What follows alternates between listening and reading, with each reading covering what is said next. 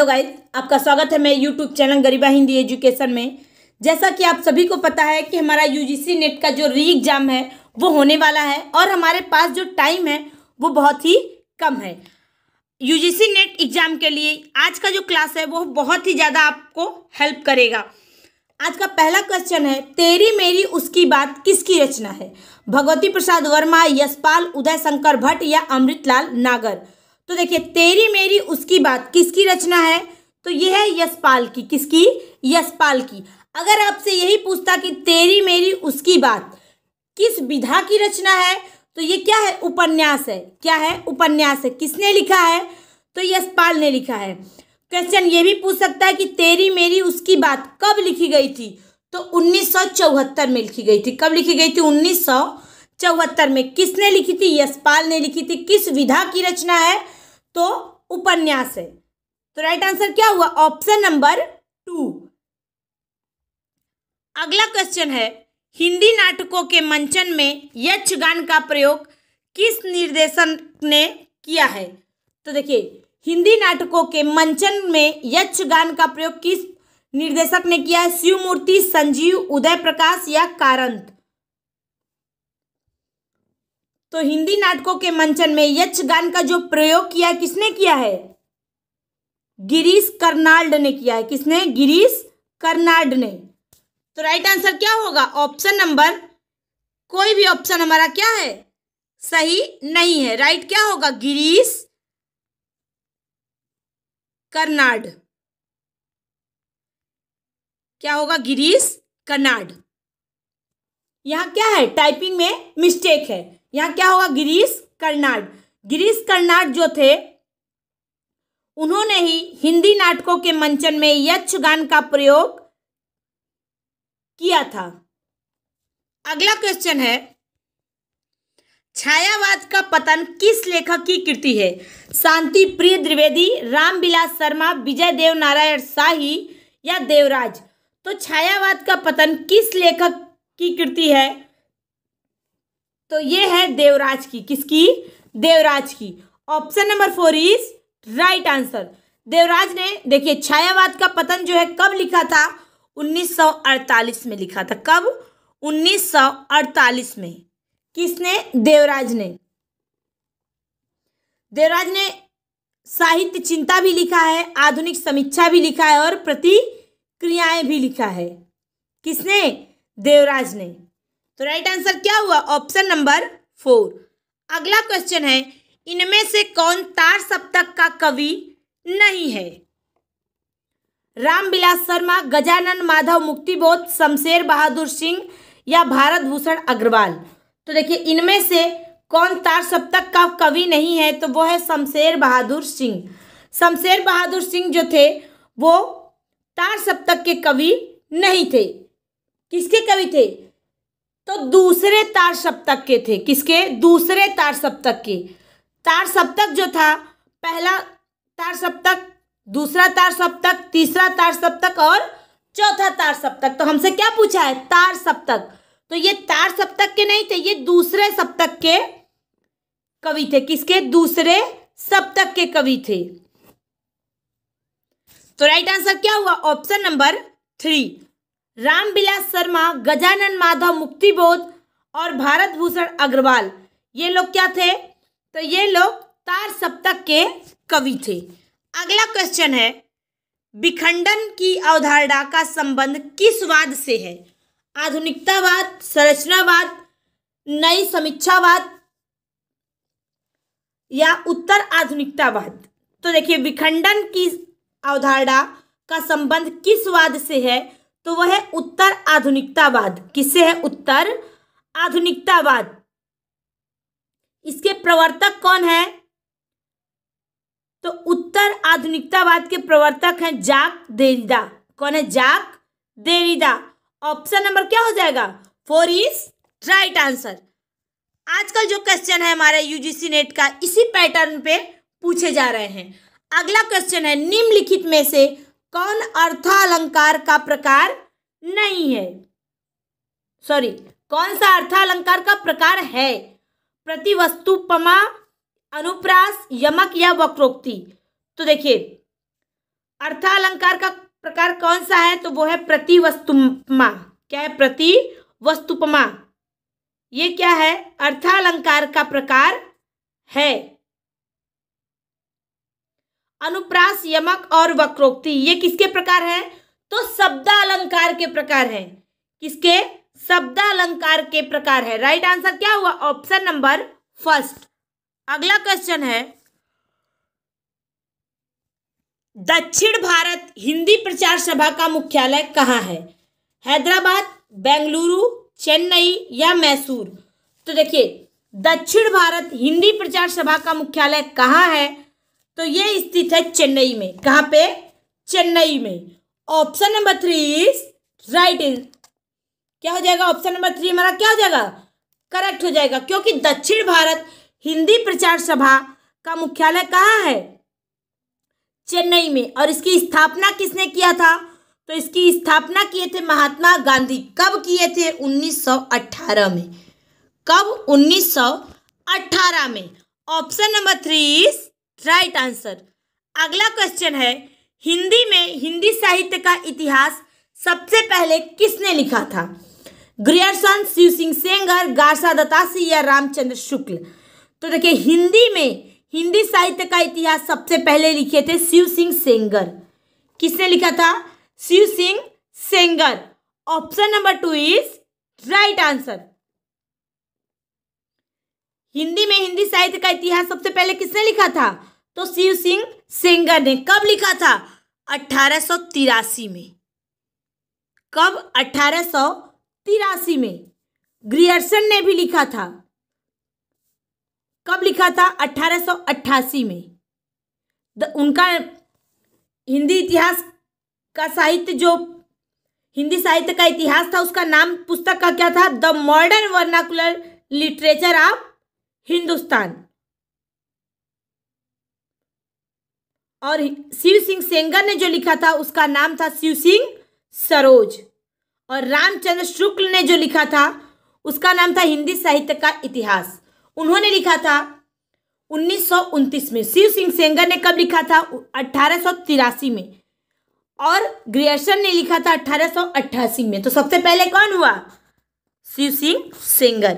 अगला क्वेश्चन है, हिंदी साहित्य की भूमिका पुस्तक के लेखक कौन है?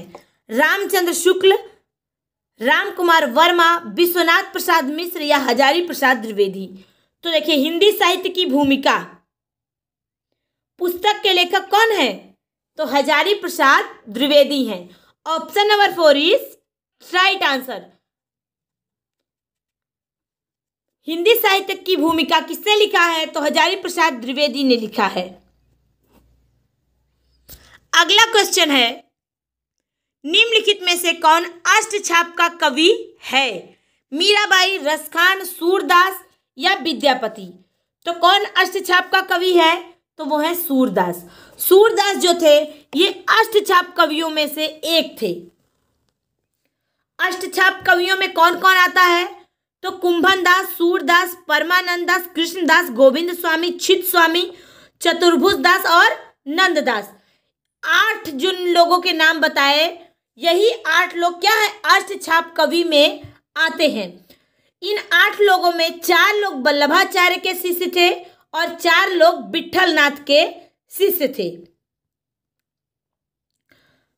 तो राइट आंसर क्या हुआ? Option number 3। अगला क्वेश्चन है, आनंद कादंबनी पत्रिका के संपादक कौन थे? पंडित बद्री नारायण चौधरी। यहाँ क्या रहेगा? बद्री नारायण चौधरी रहेगा, बद्रीनाथ नहीं रहेगा। बद्री नारायण चौधरी प्रेमघन, बद्री नारायण।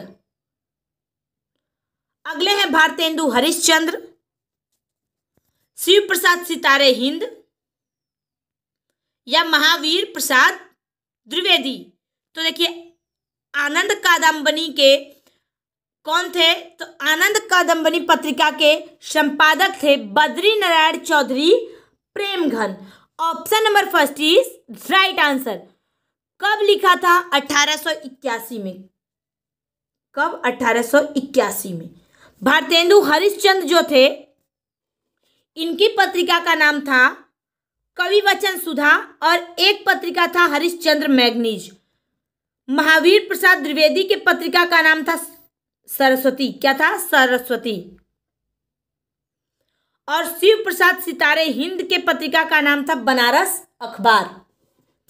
अगला क्वेश्चन है, पहल पत्रिका के संपादक किसने किया है? राजेंद्र यादव, रविंद्र कालिया, ज्ञान रंजन या विश्वनाथ त्रिवेदी? विश्वनाथ तिवारी। तो देखिए, पहल पत्रिका के संपादक कौन है? तो पहल पत्रिका के संपादक जो हैं वो हैं ज्ञान रंजन। कौन है? ज्ञान Ranjan. Option number 3 is right answer. पहल पत्रिका का प्रकाशन किसने किया था? तो ज्ञान रंजन ने। कब? 1973 में। कब? 1973 में। राजेंद्र यादव जो थे उनके पत्रिका का नाम था हंस और रविंद्र कालिया के पत्रिका का नाम था नया ज्ञानोदय और विश्वनाथ तिवारी जो है इनके पत्रिका का नाम था दस्तावेज। क्या था? दस्तावेज। अगला क्वेश्चन है, निम्नलिखित में से भाग्यवती पत्रिका या निम्नलिखित में से भाग्यवती के लेखक कौन है? लाला श्रीनिवास दास, देवकी नंदन खत्री, श्रद्धाराम फुल्लौरी या लज्जाराम मेहता? तो देखिए, भाग्यवती के लेखक कौन है? तो भाग्यवती के लेखक हैं Shraddharam Phillauri. Option number 3 is right answer. कब लिखा था? 1877 में लिखा था। कब? 1877 में लिखा था। लाला श्रीनिवास दास का एक रचना है, कौन सा? परीक्षा गुरु, जो कई बार एग्जाम में पूछा गया है। देवकी नंदन खत्री का एक रचना है चंद्रकांता, वो भी कई बार पूछा गया है। और लज्जाराम मेहता का एक रचना है आदर्श हिंदू, वो भी कई बार एग्जाम में पूछा गया है। अगला क्वेश्चन है, निम्नलिखित में से अंधा युग के लेखक कौन है? नरेश मेहता, मोहन राकेश, दुष्यंत कुमार या धर्मवीर भारती? तो अंधा युग किसकी रचना है? धर्मवीर भारती की। कब लिखी गई थी? 1955 में। कब? 1955 में। दुष्यंत कुमार की एक रचना है एक कंठ बिस्पाई, कई बार एग्जाम में पूछा गया है। और नरेश मेहता की रचना है खंडित यात्राएं, ये भी कई बार पूछा जा चुका है। और मोहन राकेश की रचना है पैरों तले जमीन, ये भी कई बार पूछा जा चुका है। और यही रचना है मोहन राकेश का जो क्या है? अधूरा है। क्या है? अधूरा है। कई बार क्वेश्चन तो ऐसे पूछता है कि मोहन राकेश की कौन सी रचना है जो अधूरा है? तो कौन सी रचना है? तो वो है पैरों तले जमीन। क्या होगा? पैरों तले जमीन, जो क्या है? उनका अधूरा है। अगला क्वेश्चन है, निम्नलिखित में से कुटज के लेखक कौन है? हजारी प्रसाद द्विवेदी, रामचंद्र शुक्ल, कुबेरनाथ राय या विद्यानिवास मिश्र? तो देखिए, कुटज के लेखक कौन है? तो कुटज के लेखक हैं हजारी प्रसाद द्विवेदी। कौन है? हजारी प्रसाद द्विवेदी। कब लिखा गया था? 1964 में। कब? 1964 में। Option number 1 is right answer. Ramchandra Shukla की तो बहुत सारी रचनाएं जो कई बार पूछी गई हैं, जैसे चिंतामणि भाग 1, चिंतामणि भाग 2, चिंतामणि भाग 3 या हिंदी साहित्य का इतिहास। कुबेरनाथ राय की रचना है प्रिया नीलकंठी, रस आखेटक, गंध मादक। ये सब रचनाएं किसकी हैं? तो कुबेरनाथ राय की हैं। अगला क्वेश्चन है, निम्नलिखित में से कौन सी रचना अमरकांत की है? अमृतसर आ गया, जिंदगी और जोक, टूटना या परिंदे? तो देखिए, अमृतसर आ गया, जिंदगी और जोक किसकी रचना है? तो अमरकांत की है। किसकी है? अमरकांत की है। ऑप्शन नंबर क्या हो जाएगा? ऑप्शन नंबर 2 हमारा करेक्ट हो जाएगा। परिंदे किसकी है? तो निर्मल वर्मा की है। किसकी है? निर्मल वर्मा की है। परिंदे किसकी है? निर्मल वर्मा की है। और टूटना किसका है? तो राजेंद्र यादव की है। टूटना किसका है? राजेंद्र यादव की है। अगला क्वेश्चन है, निम्नलिखित में से ध्वन्यालोक किसकी कृति है? अभिनव गुप्त, राजशेखर, मम्मट या आनंद वर्धन? तो देखिए ध्वन्यालोक जो है वो आनंद वर्धन की कृति है। किसकी? आनंद वर्धन की। आनंद वर्धन जो है वो 9वीं शताब्दी के उत्तरार्ध के समय उनका क्या है? समय सीमा है। तो राइट आंसर क्या हुआ? Option number 4। मम्मट जो है इन्होंने काव्य प्रकाश लिखा था। इनके ग्रंथ का नाम क्या है? काव्य प्रकाश।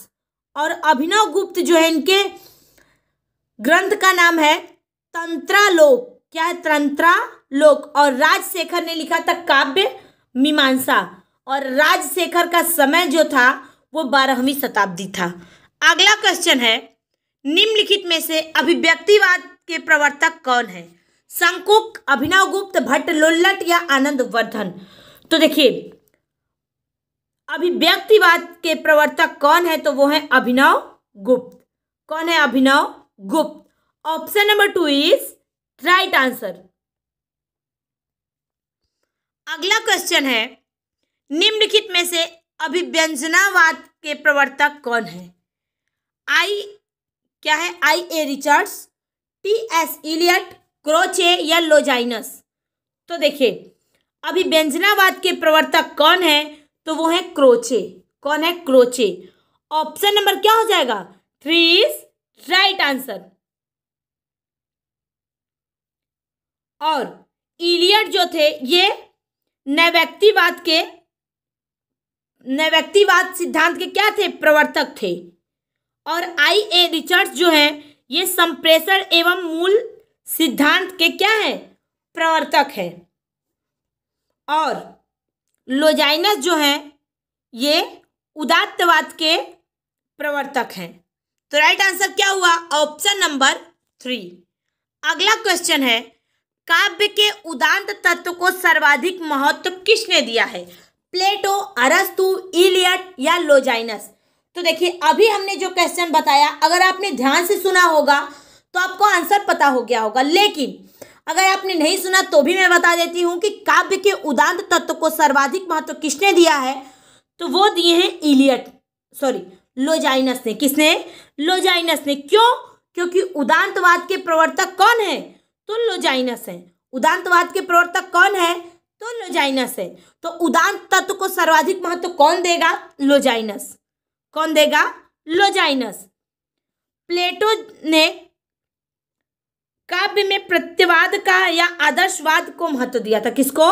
आदर्शवाद को महत्व दिया था। और अरस्तु ने काव्य में अनुकृति एवं अनुकरण सिद्धांत को महत्व दिया था। उसी प्रकार इलियट ने काव्य में वस्तुनिष्ठ समीकरण सिद्धांत एवं परंपरा के परिकल्पना सिद्धांत को महत्व दिया था। तो उदांत तत्व को सर्वाधिक महत्व किसने दिया था? लोजाइनस ने। Option number 4 is right answer. ये रहा हमारा आज का क्वेश्चन। मुझे उम्मीद है सभी लोगों को समझ में भी आया होगा। सभी लोग ध्यान से देखें। Thank you so much.